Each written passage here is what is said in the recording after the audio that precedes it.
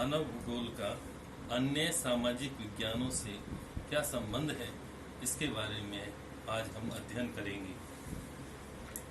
मानव भूगोल में मानव के विकास का अध्ययन किया जाता है।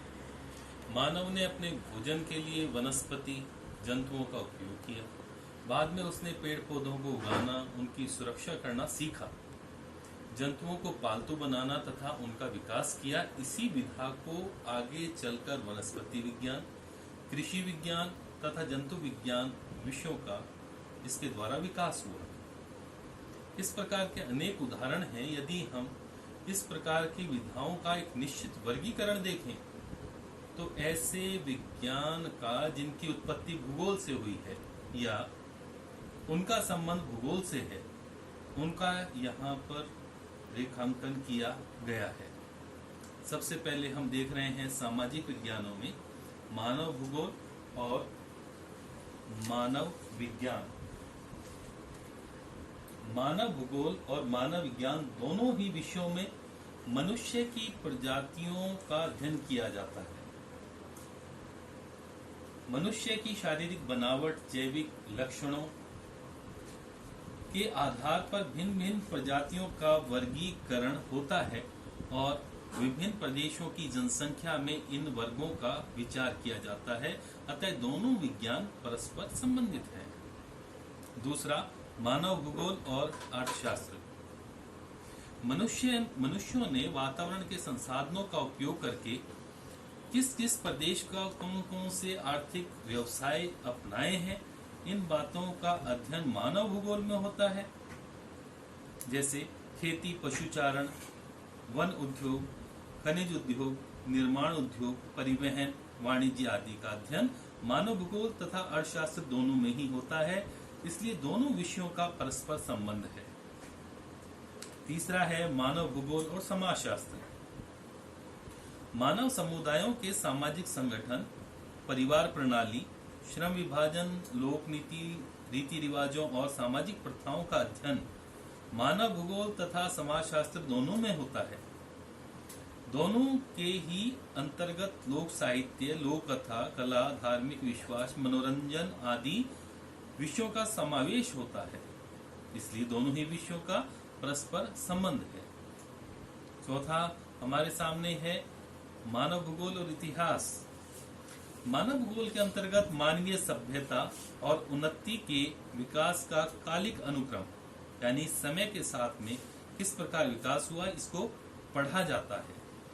अर्थात इस बात का अध्ययन किया जाता है कि किस किस समय में, किस युग में अमुक प्रदेश में निवास करने वाली जनसंख्या ने कितनी सामाजिक, आर्थिक, सांस्कृतिक, तकनीकी उन्नति और संघर्ष किए। इतिहास में भी इन्हीं तथ्यों का अध्ययन किया जाता है। इसके बाद में मानव भूगोल और राजनीति विज्ञान, पॉलिटिकल साइंस। दोनों विज्ञानों के अंतर्गत विभिन्न प्रदेशों की या राष्ट्रों की शासन प्रणालियों, सरकारों का अध्ययन होता है।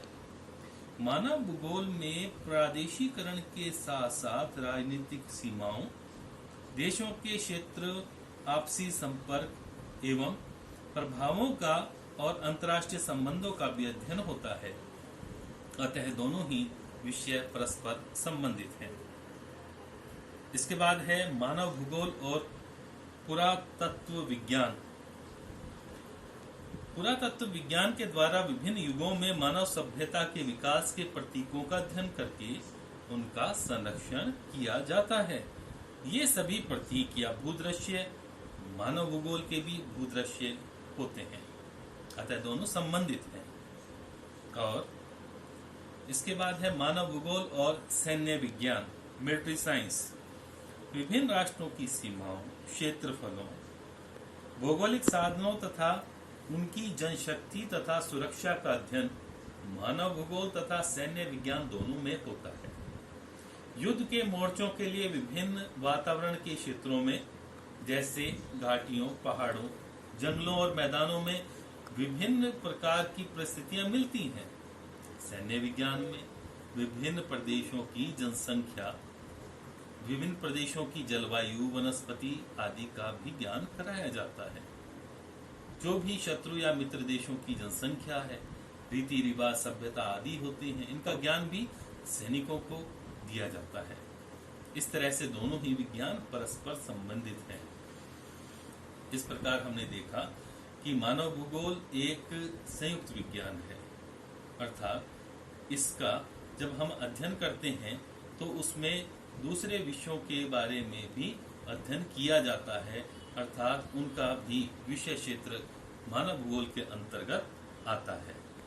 इस प्रकार से मानव भूगोल और दूसरे सामाजिक विज्ञानों में अंतर संबंध पाया जाता है। धन्यवाद।